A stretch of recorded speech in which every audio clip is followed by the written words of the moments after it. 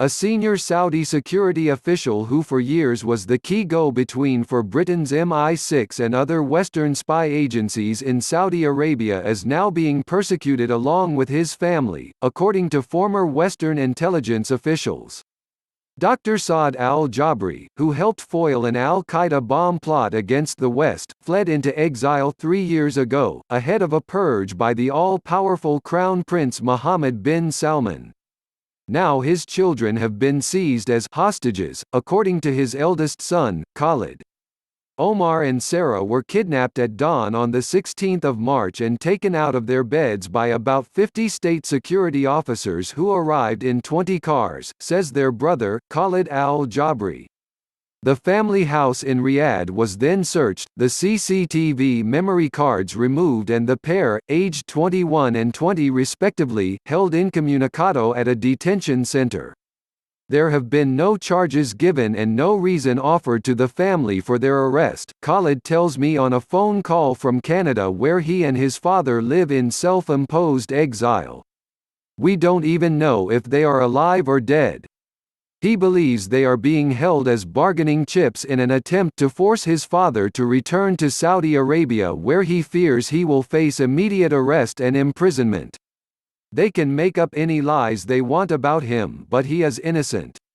The Saudi authorities have not responded to the BBC's requests for comment on the allegations made by the family of Dr. Saad al-Jabri and those who worked with him. Who is Saad al-Jabri? For years he was the right-hand man, the gatekeeper, to Prince Mohammed bin Nayef, who was widely credited with defeating the al-Qaeda insurgency in the 2000s. He was also the linchpin in all Saudi Arabia's relations with the Five Eyes US, UK, Canada, Australia, New Zealand intelligence agencies. In 2010, this crucial link helped save hundreds of lives, according to a former Western intelligence officer who worked with him. Al-Qaeda in Yemen had smuggled a powerful bomb on board a cargo plane bound for Chicago, hidden inside a printer ink toner cartridge. But Saudi intelligence had a human informant inside al-Qaeda who provided the tip-off to MI6, even relaying the serial number of the device it was hidden in. British counter-terrorism police then located and defused the bomb inside the plane at East Midlands Airport. If that had gone off as planned over Chicago, hundreds would have been killed, said the former intelligence officer. Dr. al-Jabri transformed Saudi counterterrorism efforts, says another former Western intelligence official.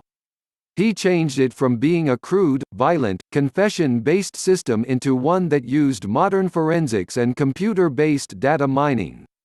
"He was the smartest guy we dealt with amongst so many others who were dysfunctional," he says. A quiet-spoken man with a doctorate in artificial intelligence from Edinburgh University, Dr. al-Jabri rose to the rank of cabinet minister and held a major general's rank in the Interior Ministry.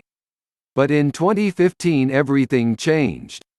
King Abdullah died and his half-brother Salman ascended to the throne, appointing his young and untested son Mohammed bin Salman, known as MBS, as defense minister. MBS then ordered his country's forces to intervene in Yemen's civil war, a move opposed by Dr. al-Jabri, who pointed out that there was no exit strategy. More than 5 years later, Saudi Arabia is still looking for a way out of the costly stalemate in Yemen. In 2017, MBS carried out a bloodless palace coup with his father's blessing.